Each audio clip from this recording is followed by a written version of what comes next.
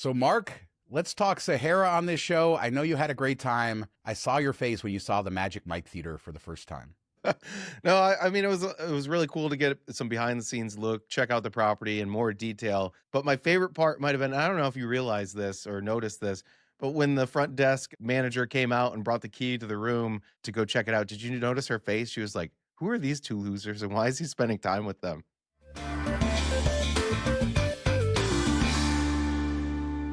So, welcome to this special episode of MTM Vegas as we are moving to 3 shows a week. So, look forward to that. But we thought we would talk Sahara. Originally, we did a visit with them and thought it was going to be a segment on the show, but we learned so much that we thought it would be a great standalone episode. But before we get into it, let's disclose everything. They offered me a free room, Mark. They offered us free lunch. They offered us a lot of things. And we said, just give us a tour. And they did that. But they did give us a couple of gifts. You got a hat there in the background. I got some carpet over my head. We got a few hoodies. So we will disclose that. But the reason we went was just to see the property, meet the general manager, and to share it all with you. Yeah, I think this was a really unique experience that I was looking forward to. And I think it ended up having more fun doing it than I expected. We ended up getting like an hour and 45 minutes, close to 2 hours, walking around the property, getting the introspective that you don't normally get. Like we can go there and walk around and look at things, but we don't know why they did certain things or what the design aesthetic they were going for and things like that. And it was really an eye-opening experience, I think. So a little history on Sahara. Remember, it was SLS from 2014 to 2019. Everybody knows the long history before that, but it did make a transition back to the Sahara. And Paul Hobson is the general manager. He toured with us, and he's the guy who's been responsible for sort of transitioning to this new vision of what Sahara could be, kind of loosely tying itself to the past, but being a whole different product, a whole different audience than the SLS did. Yeah, I think SLS was more industrial, a little bit colder, more party atmosphere, probably leaning towards like the younger crowd. And they wanted to make Sahara warm and inviting. And I kind of call it the design aesthetic kind of feels like Win Light to me. But they did a really good job pulling that off, I think. Yeah, it's a great design in the casino. We've said that on the show. We've been on the record before in saying that we like the design there. And it was interesting to walk through with him and with the PR person, but just to have them show us like how they've incorporated the S for Sahara just about everywhere, whether it's in the floor or in the chandeliers in the ceiling. It's a beautiful design, but it's well thought out as well. Yeah, the most interesting thing, or one of the first things I noticed, is when you walk into the casino, they had put in like a drop ceiling, a wood paneling, which all the chandeliers hang from, and other lights and things. And you don't really notice it going in, but you're like, okay, everybody knows I don't love lower ceilings, and this brings it down a little bit. But we've talked about in the past so many times how Virgin with that black painted industrial ceiling just doesn't feel right. It feels cold, feels uninviting. And Paul made a point to bring that up like right away when we're walking through the casino. Like, hey, first thing we noticed was this was very cold, very sterile. We dropped this in, put it in, and it feels to warm it up and feels, more comfortable when you're in here. So I think just little touches like that throughout the property really show. Yeah, the attention to detail does show. And let's talk about a standard room. We got to tour the standard room in the Mara Tower. Now, they've been slowly renovating these rooms for years, for the last 4 years, actually, which is impressive because they don't have the budget, I guess, of some of the bigger properties. So they're doing all of this in phases. And the room we toured, he said, was 4 years old. It was one of the earliest renovated rooms. And dare I say it held up really well. It's a great product. This isn't a luxury product, but this is a comfortable room and one I'd happily stay in. And I do plan to stay a little bit later this year, and I will review it for you guys. Yeah, and we should say there's no doubt that I'm sure they picked a room that was in really great shape. It wasn't just like a random luck room.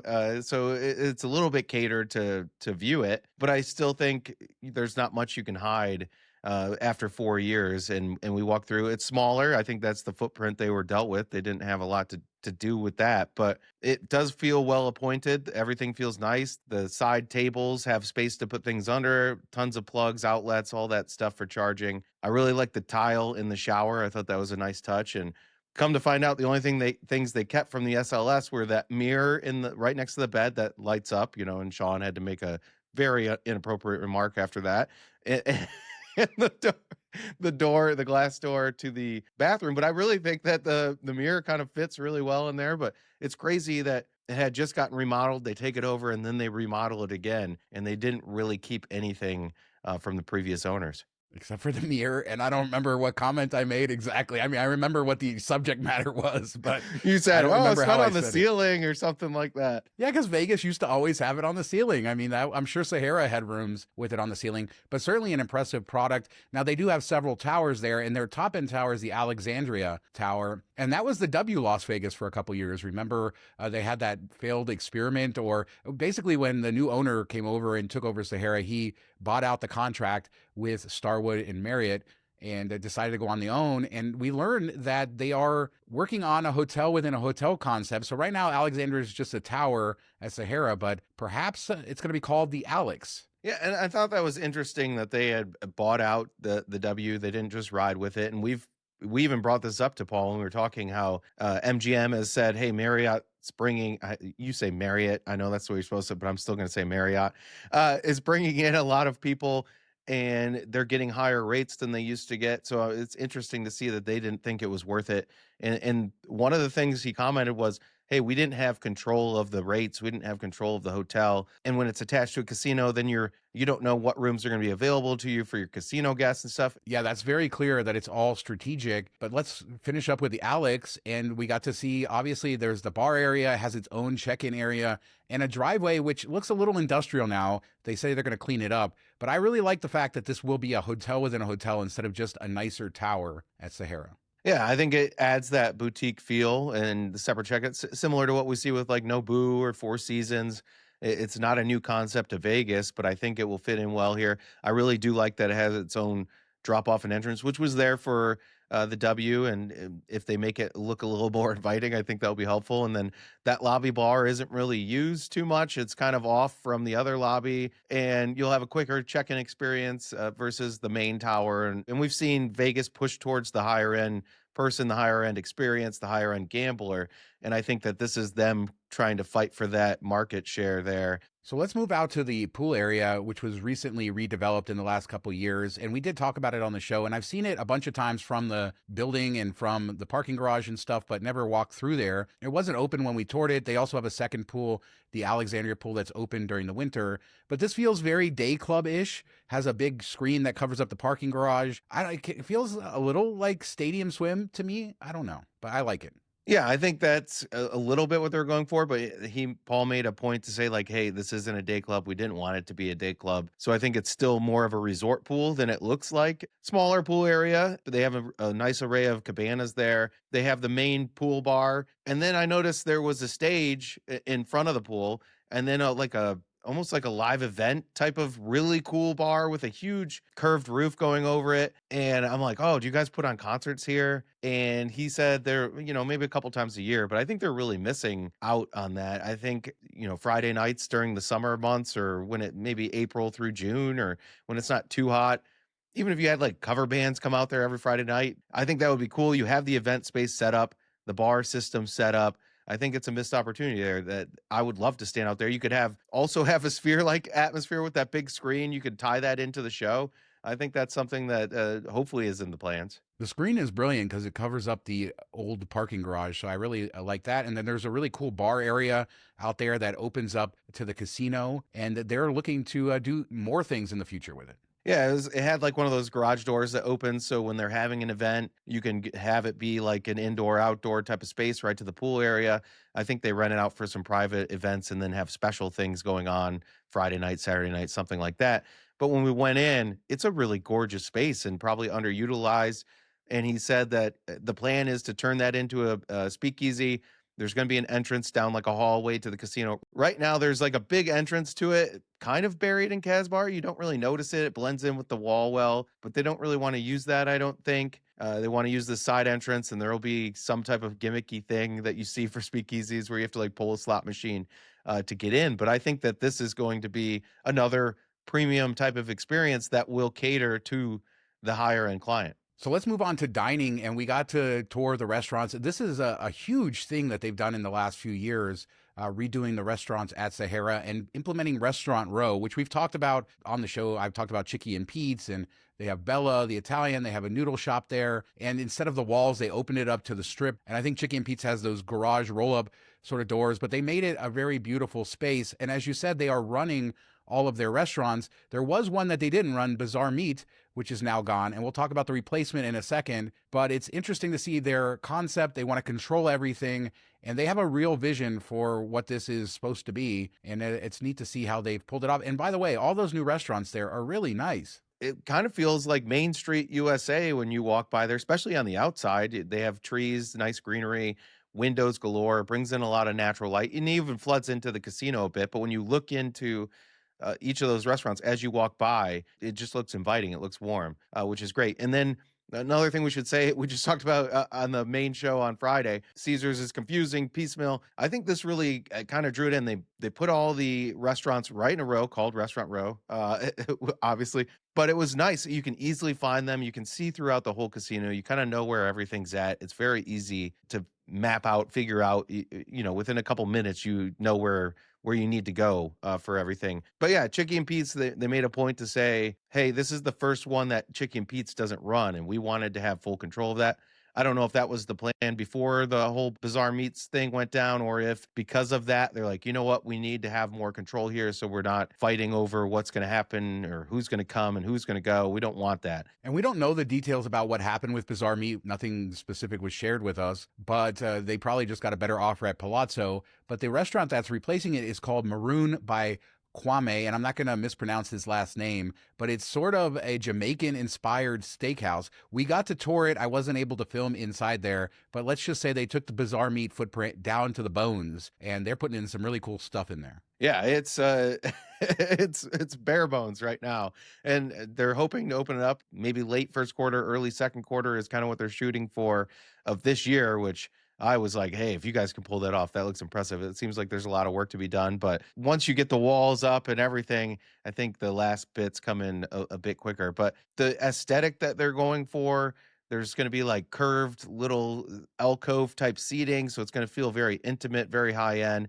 There's going to have some seats overlooking the kitchen, even a bar area, I believe, around the kitchen, which I think will be phenomenal. And then they have all these like little private dining spaces. So if you have a bigger group, you can fit in there. But of course, the showstopper, I think, is going to be the rum room. Yeah, it's going to be cool. Again, it was down to the bone, so we don't have any great insight to the decor or anything there, but just what they're building there is neat, and they're putting a lot of effort, and this will be their flagship restaurant, and they are very excited about it. Yeah, we should say Kwame is supposed to be like a well-known chef, younger, but has been winning all kinds of awards. He has a restaurant in D.C., a restaurant in New York, so I think it was a very big get there. I think people in the foodie world will be very excited about this, and I think this will be, when they launch, a really good opportunity for them to show off the property, because I think a lot of people think of Old Sahara, but Shawn didn't go into detail on the rum room like I wanted him to. It's going to be a bar within a bar, so kind of like a hotel within a hotel, only for guests that are going to be either dining there, so you can go there before you dine or after you dine. It's going to have like a hidden door down the hallway to the bathroom, and I think they'll probably do something really cool with that space. Only if you're dining there or if you're us. I think that's the rule that we came up with.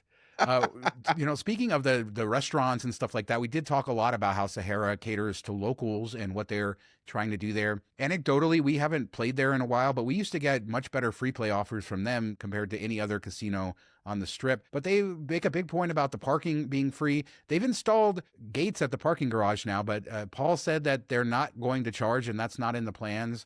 But also a huge reminder that they have free valet parking as well. Yeah, a reminder that Shawn didn't do, so we had to walk upstairs, which was cool.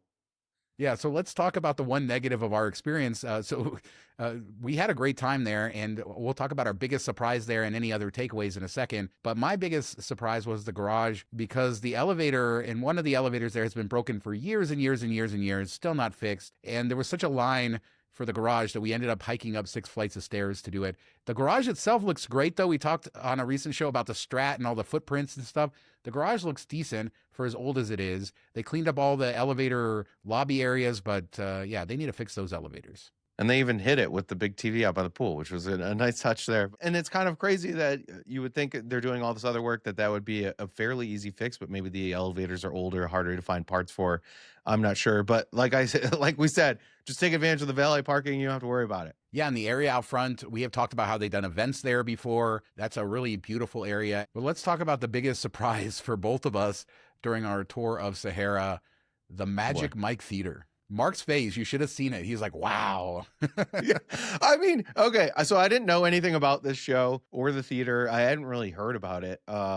So we go up and when you enter Magic Mike Theater, there's this like first bar area that you kind of congregate before the show, I guess, and you can have some drinks and it's okay. There's nothing special about it. It just kind of looks like a slapstick bar a little bit. So I'm like, okay, expecting to go into this theater, just a normal dark theater.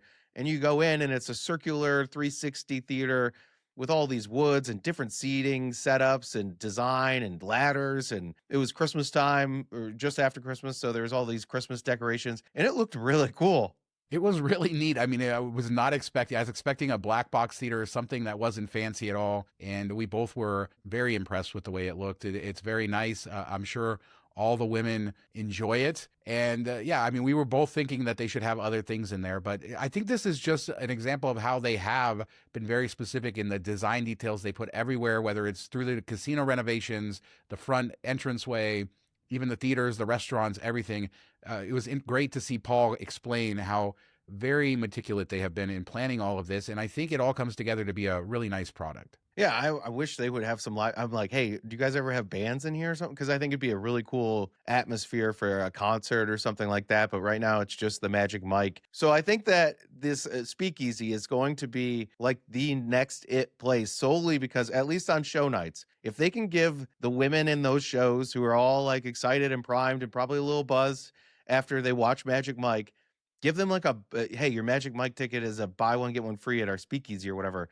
That's going to be the place to hang out after a show when they come rolling in. I think it's going to be wild. Why don't they hire us as consultants, Mark? I don't know.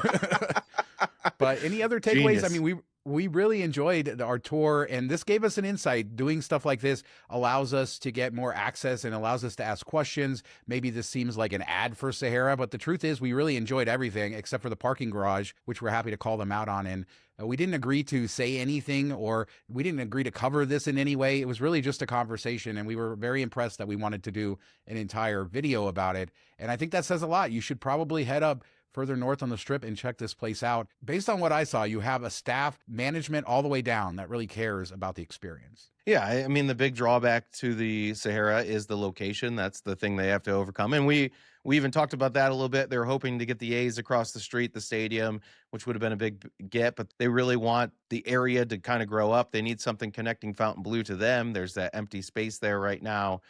So if they can build into that area, I think it will help them out a lot. As I get older, I'm kind of gravitating towards the northern part of that strip. So I think this kind of works for people of our age that are aging out for the 24/7 atmosphere. My takeaway was that I really enjoyed Paul as a person. I think he came across as a very approachable human being, which is, you don't know what to expect when you go into a place like this. We've met with people in similar positions that are not that. So, and we talk about Tim out at Four Queens and how approachable he is and how much we love that. And I think Paul does that. I paid very close attention to his interactions with other employees there. And it was fist bumps, high fives. Everybody was very happy. It just seems like a nice environment to work in. And it seems like it's run by competent people, which is tough to find these days. So I'm all for supporting them. I think they have a vision. I think they've done a good job of creating that vision. I think there's room for improvement. I've given my insight there. I don't know if they'll take me up on any of that. I would like to see him be more forefront facing. We've talked about properties having a voice out there that people can attach to and kind of feel like they know. And I think he has that personality that he could do that 100%. And I think it would help out quite a bit. Yeah, he has a great pedigree. He started in Prim Resorts during the MGM days. And I didn't get to ask him about Prim for Trim, people. I'm sorry. But he worked there through the independent transition, then at Strat for a long time. And so he's been in Vegas forever, but been more on the independent property side. And he had great insights to a lot of the stuff we talk about here on the show. And that's what impressed me, because so many Vegas insiders know nothing about what we talk about and what the people are complaining about or not happy about. An impressive person. I'd love to see him get some beer thrown in his face. Is that what you're saying, Mark? Hey, that would be cool. No, I think, just putting himself out there on their social media and doing a walkthrough of a tour like we did with him, just like, hey, want to show off this thing. And he realizes there's a stigma for Sahara of the old NASCAR cafe days and how it was kind of crappy and dumpy. And that's what I remember it being. and a lot of people probably haven't given it the second chance. Like I said, I plan to do a stay later this year to do a full review. This is not a review, obviously, but it's important to do stuff. And we promised them nothing. They gave us nothing other than some hoodies, a hat, and some carpet. I guess I should talk about the carpet. So last thing, Paul presented us each with some carpet. This is from the 24 renovation of the Sahara. And there you go. Beautiful, Mark. And I don't know where it's going to sit permanently. It's been above my head for the last couple of weeks, but this is the same design as they have now. But I'm just going to put it out there to all the GMs of all the Vegas properties. If you want to frame a piece of carpet for me, I will not complain. Could you imagine just like a wall framed carpet behind you as your backdrop? There are worse things in the world, right? Come on. Centerpiece. It's lots of fun, right? That's a carpet with all the dirt and everything. It always gets the number one position. Always the number one position. Come on, Ruffin, send me over some slots of fun carpet. Hepatitis added as extra. So let us know what you guys think about anything we talked about. Hopefully you enjoyed this rundown of Sahara, that we really enjoyed the tour, and thanks to them for allowing us to do that. And like I said, I'll provide a proper review as a paid customer later this year. Leave a comment though. Have you been to Sahara lately? What do you like? What don't you like? Are you excited for their new steakhouse concept? Leave it all down below. Don't forget, we're doing shows 3 times a week starting next week. 1 solo show for me, 2 with Mark. It's going to be a great time. Make sure to subscribe. That actually helps us grow. Thousands of you are watching the show without subscribing, so please just click that button. Can't wait to check out the Rum Room. Have a good week, everybody.